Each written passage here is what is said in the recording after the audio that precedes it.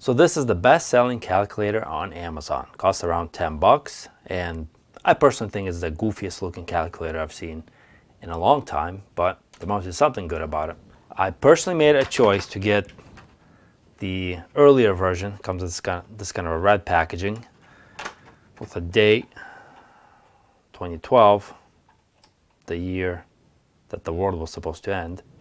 And if you look at the actual calculator, date code is 0413. So week 4, year 2013. Here's this kind of a weird shape it's got going on. Why? Well, because from what I've seen, the newer revisions of this have an absolutely atrocious display where if you look at it from an angle below the calculator looking up, all the parts of the display that are supposed to be off, well, you can clearly see them, and it interferes with your ability to read the screen. But this older version, there's no problem like that whatsoever. I have no complaints about the display, and I would recommend getting an older version like this one. So, I mean, you turn it on, and it's a basic 2-line display. So you enter everything the way it's written. Let's do sine of 30 over square root of 2 pi. Hit enter, and there's your answer. And you can go up and edit the expression you just entered. So let's go to the end. Let's say you wanted to do 4 pi. And also, let's say you want to store it to memory. Well, you just do store, and you got a choice, A through E, where you want to store it. So let's do A. So now I got my answer, and if I want to see the memory, I hit memvar, and right here it is. I can see what I have stored in memory before I even use it. That's great. So I can do A divided by 2. There's my answer. I can also do recall A.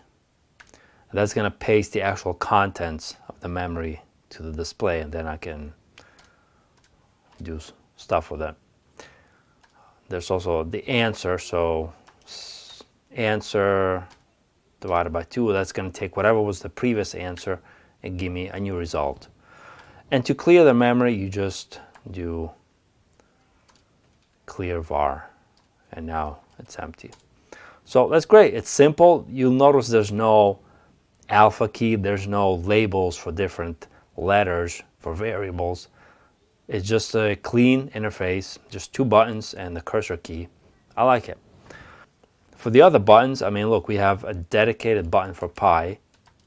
It's not shifted, and the useless hyperbolic feature is shifted. I mean, that alone is worth like 10 bucks. We got trig functions here. We got log, natural log, regular logs. We got squared, the square root. This is the inverse, 1 over 8, 7 raised to the power of 3.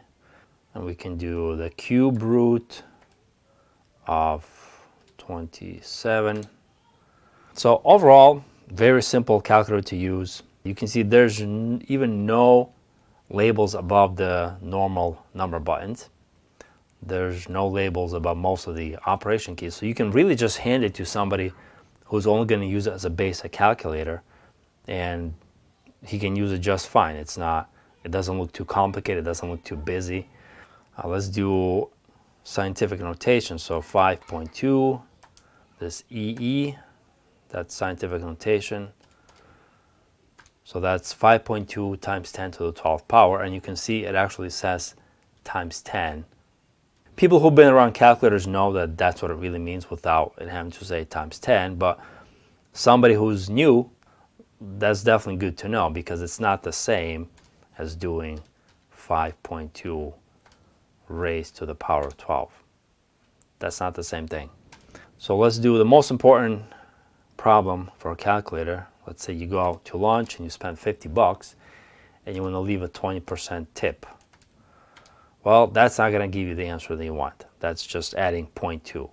So what you really want to do is just 50 plus 50 times 20%. There's also no buttons here that say mode or settings. It's really simplified down. For example, this DRG key, that's just switching between degrees, radians, and gradients mode. Just select one and hit enter. Second of that gives you the number format, so floating point, scientific notation, engineering notation. That's easy, simple.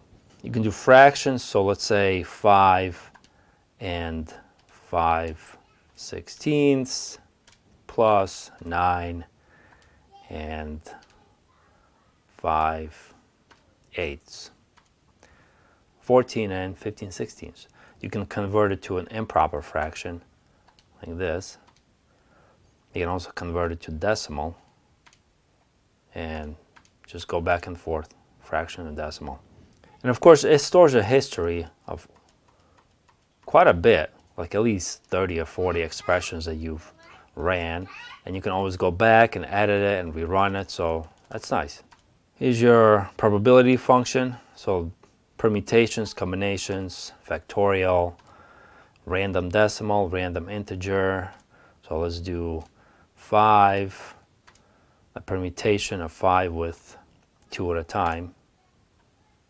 Do 20. You can do the most important test for a student in middle school, 69 factorial. There's your answer right there. Here's your angle format. So right now we're in degrees mode, but we can do pi radians. So that's 180 degrees. We can also do degrees, minutes, seconds. So 2 degrees, 20 minutes, 30 seconds plus 50 degrees, 20 minutes. That's that in decimal, and you can do convert to degrees, minutes, seconds. Let's do rectangular to polar conversions. This R to P. So here's rectangular to polar, and this is polar to rectangular. So let's say we want to do rectangular to polar of 3, 4. So that's x equals 3, y equals 4. That's going to give you the magnitude or your R value of 5.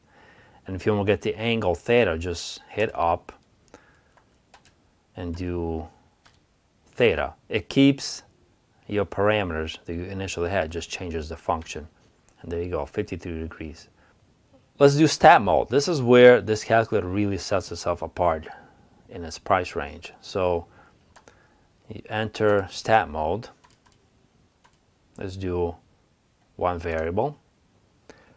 And then hit data, you enter your data points. So 100, now 100, hit down.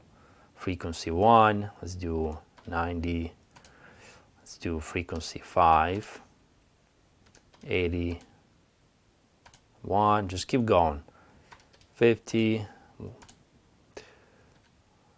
70, and when you're done, you just hit data. It's gonna calculate your variables, stat variables. Now hit stat bar and look at this. You got your n, the number of data points, your average, your sample deviation, your population standard deviation, the sum of x and the sum of x squared. You do clear data, stat, let's do 2 variable. So data, let's do x equals 2, y equals 5, x2 equals 9, 15.